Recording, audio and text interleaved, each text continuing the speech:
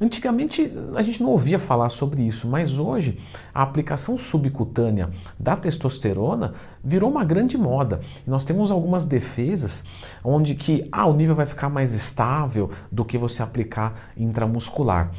Então a gente precisa conversar muito seriamente sobre isso. Então já clica no gostei, se inscreva no canal, porque essa primeira afirmativa, ela não é verdade, tá? É muito mais fácil você manter níveis estáveis de testosterona intramuscular do que intraderme. E esse tipo de processo, né, subcutâneo, ele seria muito, né, o que as pesquisas têm nos mostrado é que ele seria muito mais interessante pela questão de ter uma aplicação mais tranquila, menos dolorosa. Porém, quando observamos a subcutânea, os níveis de testosterona parecem ficar mais estáveis. Aí você vai dizer, Leandrão, você é maluco, porque você disse no começo que não. Calma, deixa eu terminar de completar, você não deixou eu falar? Não, mas eu não falei nada, você está gravando sozinho. Você vê como eu sou meio esquizofrênico gravando vídeos. Não, é que eu imagino que eu estou conversando com vocês, com os meus alunos, respondendo direto. Então eu já espero esse tipo de interação. Realmente eu me sinto acompanhado quando eu estou gravando sozinho. Olha que filosófico. Agora você clicou no gostei e se inscreveu no canal. Mas vamos continuar aqui. Quando comparado, gente, a aplicação uma vez por semana. Isso é meio que óbvio, porque se você aplicar a testosterona uma vez por semana e você dividir ela subcutânea em 7 vezes por semana, é óbvio que vai ficar mais estável, não é? Porque uma está sendo aplicada uma vez, mesmo que seja intramuscular, tem um processo de absorção. Quando é subcutâneo, é mais rápido? Mas é todo dia. Então vai ficar mais estável. Isso nós estamos considerando aqui cipionato, enantato de testosterona, que tem meia-vidas um pouco maiores, né? Sempre que tiver qualquer dúvida, lembra de procurar lendo Twin mais tema. Tem o perfil de todos os esteroides. Também temos observação numa testosterona aplicada uma vez por semana subcutânea ou normalmente, como os médicos costumam passar, a cada 2, 3 semanas, um cipionato, uma durateston, onde nós temos um efeito de montanha-russa muito grande. O que é a montanha-russa?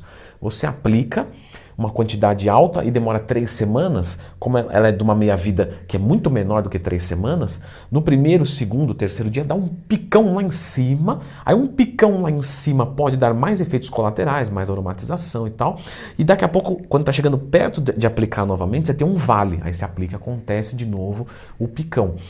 E esse picão lá em cima, o que vai acontecer? Se a testosterona bate muito alto, o estradiol tende a aromatizar mais. Se isso acontece, e isso vai acontecer, você tem variação de humor, você tem aromatização, você tem retenção de líquido, você tem acne. Quando você divide um pouco mais, ao invés de você... Vou chutar uma besteira aqui, tá? Vou chutar um número qualquer. Apliquei, fui para 1.500 de testosterona e quando está chegando perto da outra aplicação, eu caio para 500 de testosterona. Seria muito mais interessante que a gente fizesse uma média disso e ficasse, sei lá, 800 direto. Seria muito mais tranquilo, teria muito mais qualidade de vida, muito menos efeitos colaterais. E aí, nesse sentido, a aplicação subcutânea se mostrou melhor, mas não porque é subcutânea, e sim porque ela é mais frequente. É a mesma coisa, por exemplo, da alimentação. Se você comer 6 vezes por dia ou comer 3 vezes por dia, no final do dia dá no mesmo. Porém, quem come 3 vezes por dia pode ficar um pouco letárgico. Ai, comi demais. Então eu vou dividir um pouco melhor. Porém, se isso não incomoda, tranquilo. Leandro, como é que eu sei mais disso? Cursinho de dieta do Leandro, que legal. E é importante você entender isso, por quê? Porque no caso da aplicação é mais ou menos a mesma coisa. Quando você faz uma aplicação, mesmo que ela tenha um espaçamento maior, como muitos médicos prescrevem dessa maneira, mas o indivíduo consegue sustentar boa qualidade de vida, libido estável, marcadores de saúde estável, tanto no pico quanto no vale, tranquilamente, poderia continuar. Agora, e se esse indivíduo nos 2, 3 primeiros dias ele aromatiza muito? E aí ele fica cheio de acne, retenção de líquidos, pele oleosa, e no final ele se sente um deslibidinado, sem libido nenhum. No caso dele, compensa fracionar, mas não necessariamente subcutâneo. Tem um estudo de McFarland de 2017, que não é exatamente com o público marombeiro, eram com os transgêneros, né, quem estava fazendo a mudança de sexo. E os dados analisados ali mostram o quê? Que uma vez por semana aplicado subcutâneo e uma vez por semana aplicado intramuscular mostraram mais ou menos os mesmos níveis séricos de concentração de testosterona, de plasmática. Então, não foi observado que subcutâneo absorveu mais, ficou mais estável do que intramuscular, foi mais ou menos a mesma coisa. Mas, novamente, o que pode ser bem-vindo, já que a aplicação subcutânea é mais tranquila. Agora, quando se usa uma testosterona a cada 2, 3 semanas, comparado a uma vez por semana subcutânea ou intramuscular, tanto faz, com certeza esse nível de montanha-russa vai acontecer muito mais. Isso quer dizer o quê? Na subcutânea eu vou aplicar 3 vezes por semana, eu vou aplicar dia sim, dia não. Se você fizer isso intramuscular, vai dar no mesmo. Só que aí você vai dizer, pô, Leandrão, toma 3 injeções intramuscular por semana ou 3 subcutânea. Provavelmente o pessoal vai preferir subcutânea. Só que aí a gente entra no seguinte, legal, Leandrão, só que eu não tomo uma dura por semana, eu tomo 3. Você é um meninão de alta virilidade. Então, nesse sentido, se você for fazer subcutânea, você está ferrado, porque você vai ter que dividir demais. Lembrando que quando você vai ler a bula desses medicamentos, não tem uma sugestão subcutânea ali. A sugestão é intramuscular. Então, você está mudando a via de administração que é mais estudada do mundo, que é intramuscular. E você está colocando uma quantidade alta de hormônios. Ou seja, é melhor não. Mas eu queria que fosse menos dolorido. Então você não é bodybuilder.